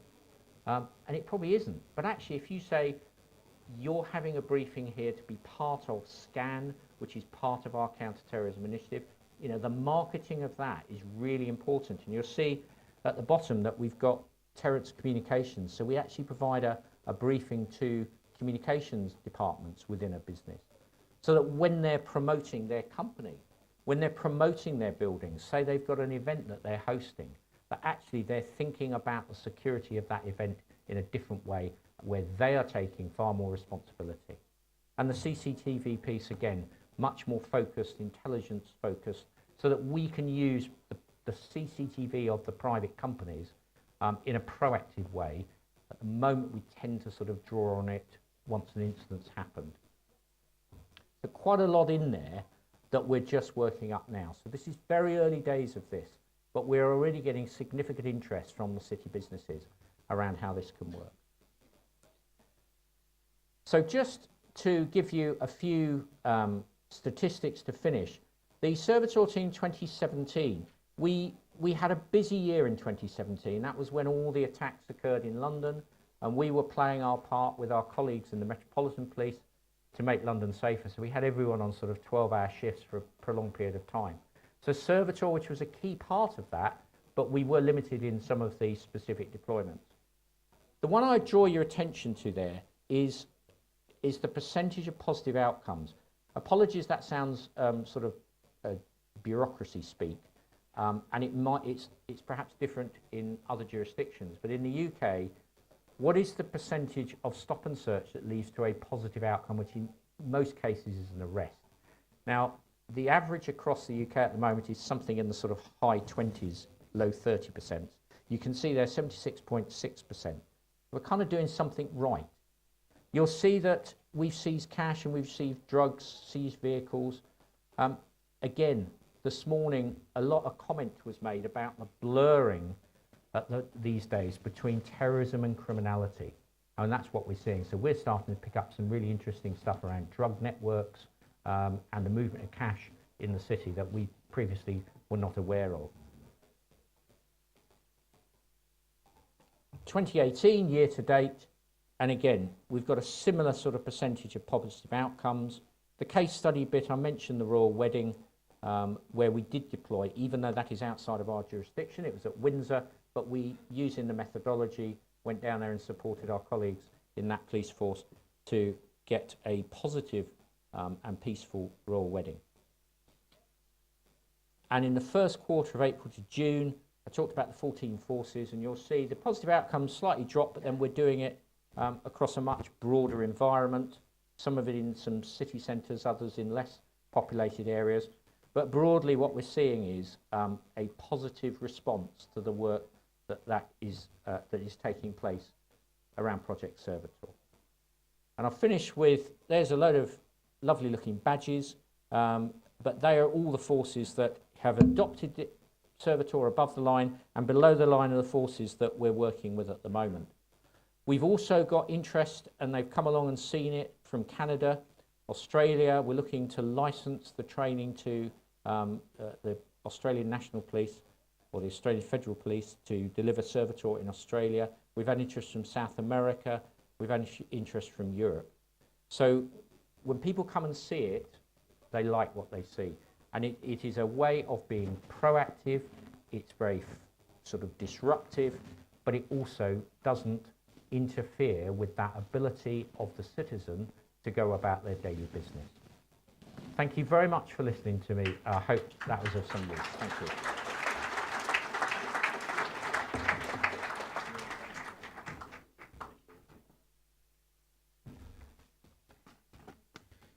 Thank you, Ian, for sharing all of the hard work that you're doing in the City of London and cooperating with other units in the United Kingdom and the Greater London region. And it's obvious that you're thwarting a tremendous amount of terrorism in that region. And I think you can be very, very proud of it. And we have a lot to learn from that. I also want to thank once more Sir David Garrard for bringing actually such an impressive delegation from the United Kingdom to this conference, which also includes, by the way, Lucy Dorsey, who you're going to be hearing later, who's the Deputy Assistant Commissioner of the Metropolitan Police Special Operations. And of course, Graham Ellis. You can't miss Graham Ellis. He's the center of the basketball team. And he's the Deputy Commissioner of the London Fire Brigade. And very impressive group of people. And also really nice to see Will Sutherland with us once more, a supporter of IDC Herzliya, which we don't take for granted. And thank you, Ava, also for being here. So a distinguished delegation with British accents, same accents my parents used to have, because I was born in the United Kingdom before I moved to the colonies and developed an American accent. And in just a few seconds from now, I'm going to be introducing the Honorable Member of the Knesset, Tzipi Livni, who I see is not here yet. After Tzipi Livni, we're going to head for a break. While we're waiting for Tzipi Livni, I would just like to remind everyone in the audience that ICT has an amazing executive education program which lasts approximately 3 weeks. It takes place every fall and every summer, and it's possible to become part of this group, and their name precedes them. The other thing that I would like to mention is that the Loder School of Government provides a master's degree in counterterrorism.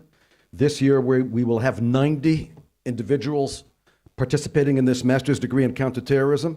12 of these individuals, by the way, are officers of the United States Armed Forces, Air Force, Navy, former commander of the Navy here, so we always mention the Navy. He's got that Navy beard too, that white Navy beard. And of course the infantry as well. And so we have those 12 officers from the United States, and it's a very interdisciplinary master's degree with students from all over the world who are actually coming. And another thing that I can mention to you, on Wednesday and Thursday, you're going to be coming to the campus of IDC Herzliya. And this is a campus of Israel's first private but nonprofit university. And the Council for Higher Education of Israel has just decided to basically recognize us as Israel's first private universities. And we're going to be now granting PhDs, PhDs in the law school, PhDs in the School of Psychology, also soon PhDs in the Lauder School of Government. So all of you who are thinking of completing PhDs one of these days, you're welcome to do that. I should also mention the fact that I'm the head of the international school at IDC Herzliya, in addition to some of the other tasks which I hold. And in this international school, we have 2,000 students from 86 different countries. For example, we have 50 Brits studying in our international school for degrees.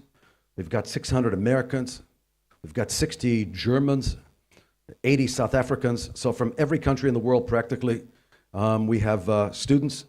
And they're able to complete undergraduate degrees taught in English, either in psychology or economics or business or computer science or entrepreneurship and computer science or entrepreneurship and business.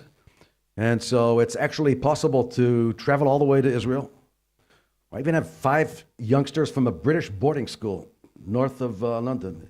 These guys were wearing those posh jackets with ties when they went to high school. Now they're coming to study in t-shirts, and they're surfing off of the coast of Herzliya. But they're actually outstanding students as well because they're disciplined, so that's good. And in addition to all that, you should know that IDC Herzliya is also a university which holds tremendous respect for individuals who served their country. So if you take a look at IDC Herzliya as far as the profile of the students is concerned, you will find at IDC at least 1,000 combat officers who served as pilots in the Israeli Air Force, who served in some of the other top units, who served in naval commandos, who served as commanders of missile boats from the submarine corps, Israel's finest. And actually, those individuals who served as combat officers, we waive entrance exams on those individuals. And those individuals are accepted based only on their high school grades in order to be accepted to IDC Herzliya. And basically, it's the philosophy of IDC Herzliya, it's one which basically says, you did something for the country, so we'll reward you as much as possible. And the same goes, by the way, for those at IDC Herzliya who serve in reserves. Those who serve in reserves, when they complete their reserves, they're accepted back to IDC Herzliya on a red carpet situation because we consider ourselves to be a private university, nonprofit, but also for the people of Israel, for the people of the world. And we're not embarrassed to be relatively patriotic. And now it's my pleasure to introduce to you the honorable member of the Knesset, Tzipi Livni. It's really not her first or last time at this conference. She's one of the veterans of this conference. She's been here for many years. She's the leader of the opposition and head of the HaTnua party and co-leader of the Zionist Union party. She's former acting prime minister and minister of foreign affairs of Israel. And I don't think she needs any other introductions because she's famous in her own right.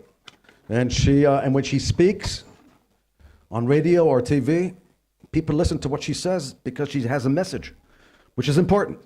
Not every politician has a logical message in the state of Israel. But don't repeat that. I want you to have a good, impression of the state of Israel.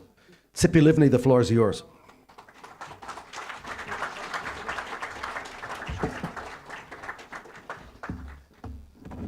תודה רבה ושלום לכולם. Thank you very much, נכנסתי בסוף and הדברים שלך, hello. אז חוץ I came at the מהמחמאות, very גם end, so apart שמעתי from the שאמרת compliments, I also שאנחנו heard that you relatively said that we are patriotics, או משהו relatively כזה. patriotic, אז something אני along those lines, מרגישה but in any case, I פטריוטיות feel מושלמת, not ואני relatively, אומרת I את זה feel מראש, completely כי אני patriotic, and I מזהירה say אתכם, so אני openly הולכת because I לתקוף have את to remind המדיניות you של that I am ממשלת going ישראל, to attack the ואני policies of the עדיין לא government of חושבת, Israel, או אני and I מאמינה still שאפשר do not להיות believe לגמרי on any way פטריוטים, that תוך כדי harms my מחלוקת עמוקה patriotism. I can עם be ממשלת patriotic ישראל and בכל also מה שקשור completely למהלכים disagree with the שצריך government's לעשות כדי policies לשמור and על what I הביטחון believe my של government should do מדינת in order to ישראל. maintain the security of the state of ונתחיל Israel.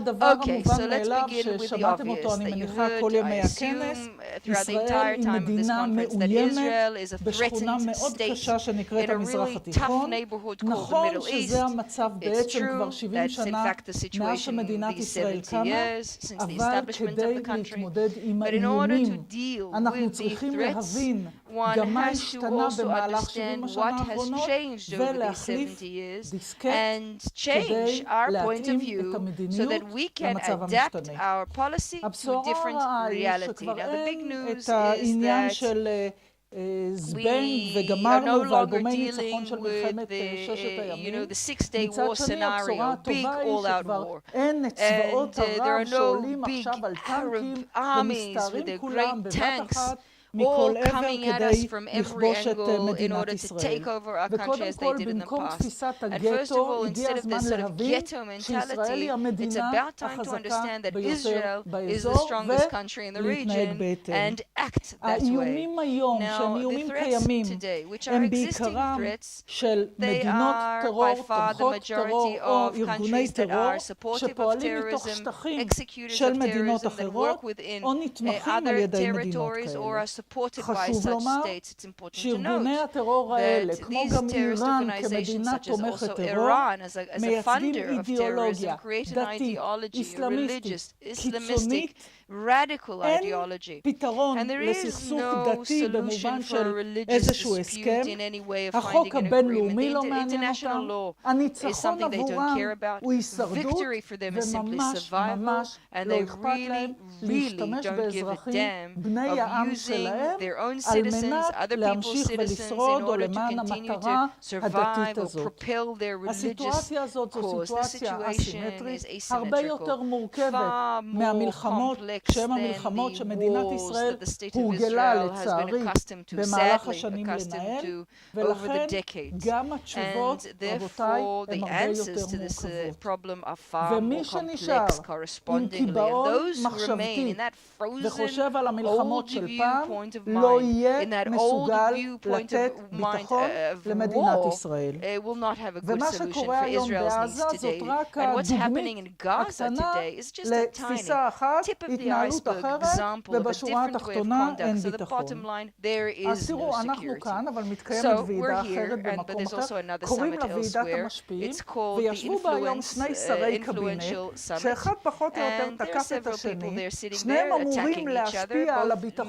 men who are בעזה, supposed to ואף impact אחד the מהם Gaza security לא מסוגל situation, and להשפיע none על of them המציאות capable of הביטחונית even בעזה. זאת touching אומרת, the אולי security להשפיע על כמה situation in מנדטים Gaza. לפה ולפה, Maybe change אבל a couple ממש of לא על government המציאות seats here or there, but הביטחונית. nothing, no וצריך clout להבין whatsoever שמה over שנשמע security. So בישראל one has to ימין, מה understand נשמע that what you חזק, hear מה from שנשמע the מאוד right, גברי, that sounds strong and מייצג macho and בעצם בפועל masculine, in חוסר actual אונים fact is a מוחלט sign of בהתמודדות feeble עם טרור, incapability, בהתמודדות עם certainly משימות ביטחון incapability of dealing מורכבות, with complex security חזקים אחד מול השני, missions. And חלשים this is מול חמאס. עכשיו, weak כשאנחנו versus the מסתכלים על Hamas. האזור מלמעלה, And when we ואת look at הדברים האלה אני אומרת taking שנה a אחרי bird's eye שנה view, and I look at this בכנס year הזה, after ברורה year מאוד after year, this החלוקה conference, it's very בין clear the האסלאמיסטים division between הדתיים the הקיצוניים religious הטרוריסטים terrorist שנמצאים מצד Islamists אחד, on the one בצד hand, השני and on the יש other את אותן hand, we מדינות have those סוניות same פרגמטיות Sunni סלש pragmatic מתונות,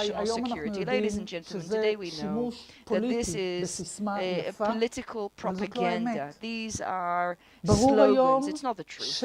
It's שאי אפשר evident today לתת that you ביטחון cannot לטווח ארוך provide רק long-term באמצעים security צבאיים. only through military תראו, means.